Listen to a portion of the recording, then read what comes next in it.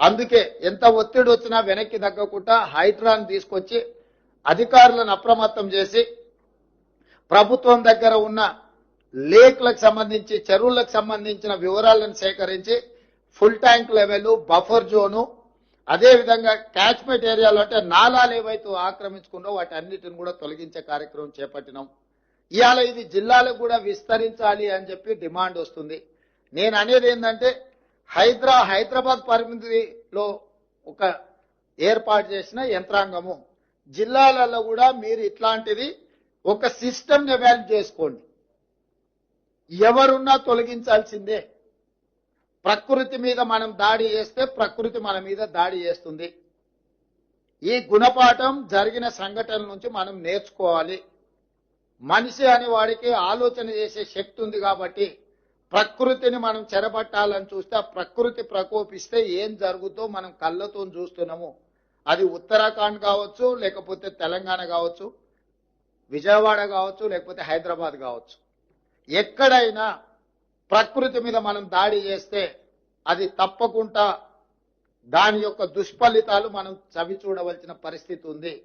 అందుకే నేను స్పష్టంగా అధికారులకు ఆదేశాలు ఇస్తున్నా. నేను ఎంక్వైరీ కూడా ఆర్డర్ చేస్తా. రాష్ట్రం మొత్తం మీద కూడా చెరువుల ఆక్రమణ మీద స్పెషల్ డ్రైవ్ చేపడతా.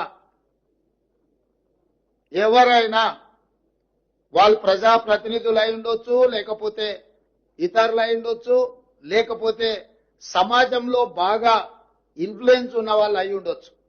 మీరు ఇట్లాంటివి ఏమైనా చేస్తే మీరే స్వయంగా వాటిని సరెండర్ చేస్తే అది మీకు గౌరవంగా ఉంటుంది, ప్రభుత్వానికి వెసులుబాటుగా ఉంటుంది.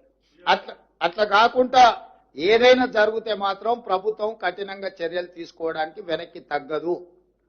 ఏ ఒత్తిడి వచ్చినా ప్రభుత్వం తట్టుకోవడానికి సిద్ధంగా ఉన్నది.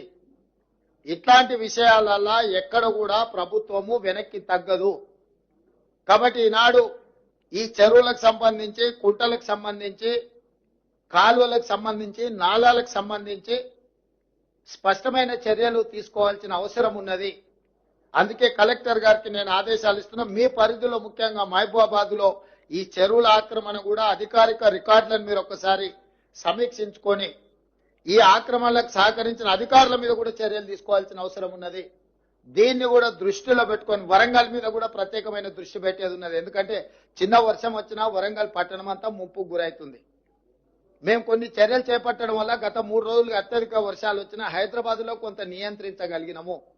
నాలాల ఎంక్రోచ్మెంట్ రామ్నగర్ లో ఒక్క నాలా ఎంక్రోచ్మెంట్ తొలగిస్తే రామ్నగర్ ఏరియా మొత్తం వరదలో మునిగిపోకుండా ఈ రోజు ఆ రామ్నగర్ ప్రజల్ని కాపాడగలిగినాం. అంటే ఒక్క నాలా తొలగిస్తేనే ఇంత సహాయము జరిగింది.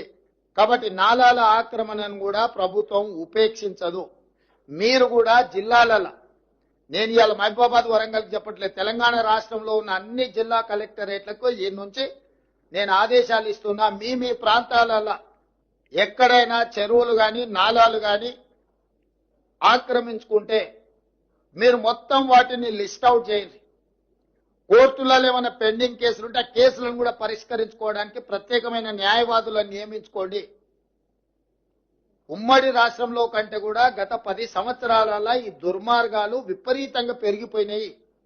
అధికారాన్ని అడ్డం పెట్టుకొని అడ్డగోలుగా ఇట్లాంటివి ఆక్రమించుకున్నారు. నేను నిన్న ఖమ్మంలో తిరుగుతుంటే ఎవరున్నా అక్కడున్న మాజీ మంత్రి ఆక్రమించుకొని మొత్తం కాలువలే ఆక్రమించుకున్నాడు. ఆ నీళ్లంతా ఖమ్మం ఊరి మీదకి వచ్చి పడి ఖమ్మం ఊరంతా మునగడానికి ఆ మాజీ మంత్రి గారే కారణం అని నాకు ఫిర్యాదు వచ్చింది. వీటిని వాస్తవాలను పరిశీలించి దాని మీద కఠినమైన చర్యలు తీసుకో